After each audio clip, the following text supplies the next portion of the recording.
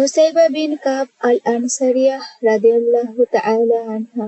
এই নামটি উচ্চারণ করলেই মনে ভেসে ওঠে এক সাহসী, দৃঢ়চেতা ও ত্যাগী নারীর প্রতিচ্ছবি। তিনি ছিলেন আনসার গোত্রের একজন সাধারণ নারী, কিন্তু ঈমান, আত্মত্যাগ ও দৃঢ়তার মাধ্যমে ইসলামের ইতিহাসে নিজেকে প্রতিষ্ঠিত করেছেন এক কিংবদন্তি হিসেবে। তিনি প্রমাণ করেছেন, আল্লাহর পথে সাহসী হতে হলে নারী পুরুষের ভেদাভেদ নেই। উহুদের যুদ্ধ ছিল ইসলামের ইতিহাসের দ্বিতীয় বৃহৎ ও সবচেয়ে কঠিন যুদ্ধগুলোর একটি। মদিনার পরিবেশ তখন ভয়, উত্তেজনা ও ঈমানের পরীক্ষায় ভরপুর। নবী করিম সাল্লাল্লাহু আলাইহি ওয়াসাল্লামের নেতৃত্বে মুসলমানরা শত্রুদের মোকাবেলায় প্রস্তুত ছিলেন, আর কুরাইশরা প্রতিশোধের আগুনে জ্বলছিল। সেই দিনে উম্মে আম্মারাহ রাদিয়াল্লাহু তাআলা আনহা যুদ্ধক্ষেত্রে এসেছিলেন অস্ত্র হাতে নয়, বরং পানির মশক হাতে। আহত সাহাবীদের সেবা করার নিয়তে তার সঙ্গে ছিলেন তার স্বামী ও 2 পুত্র। যুদ্ধের শুরুতে মুসলমানরা বিজয়ের পথে অগ্রসর হচ্ছিল, কিন্তু পাহাড়ের অবস্থানরত কিছু ধনুকধারী নিজেদের জায়গা ছেড়ে দিলে শত্রুরা সেই সুযোগ নেয়। হঠাৎ চারদিক থেকে আক্রমণ শুরু হয়, যুদ্ধক্ষেত্রের বিশৃঙ্খলা ছড়িয়ে পড়ে এবং অনেক সাহাবী ছত্রভঙ্গ হয়ে যায়। সেই সংকটময় মুহূর্তে নবী করিম সাল্লাল্লাহু আলাইহি ওয়াসাল্লাম প্রায় শত্রুদের ধারা পরিবৃত্ত হয়ে পড়েন।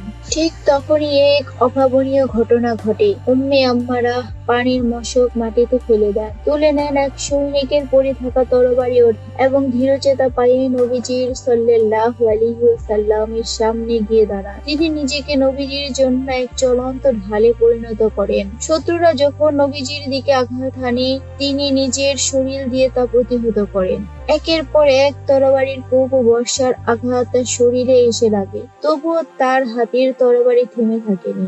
যুদ্ধের সেই ভয়ঙ্কর মুহূর্তের গুলোতে চারপাশে ছিল ধোঁয়া, ধুলো আর চিৎকার, কিন্তু উম্মে আম্মারা চোখে ছিল না কোনো ভয়, ছিল শুধু ঈমানের আগুন। নবী করিম সাল্লাল্লাহু আলাইহি ওয়াসাল্লাম পরে এ প্রসঙ্গে বলেন, যেদিকে তাকাই সেদিকে উম্মে আম্মারাহকে যুদ্ধ করতে দেখি। এটি ছিল ইসলামের ইতিহাসে একজন নারীর জন্য সর্বোচ্চ প্রশংসা ও স্বীকৃতি। যুদ্ধ চলাকালীন তার এক পুত্র গুরুতর আহত হন। নবী করিম সাল্লাল্লাহু আলাইহি ওয়াসাল্লাম নিজ হাতে তার ক্ষত বেঁধে দেন। তখন উম্মে আম্মারাহ নবীজির কাছে দোয়া চান, যেন তিনি ও তার পরিবার জান্নাতে নবীজির সঙ্গী হতে পারেন। নবী করিম সাল্লাল্লাহু আলাইহি ওয়াসাল্লাম দোয়া করেন, হে আল্লাহ, এই পরিবারটিকে জান্নাতে আমার সঙ্গী করো। এই দোয়া শোনার পর উম্মে আম্মারাহ বলেছিলেন, এখন দুনিয়ার সব কষ্ট আমার কাছে তুচ্ছ।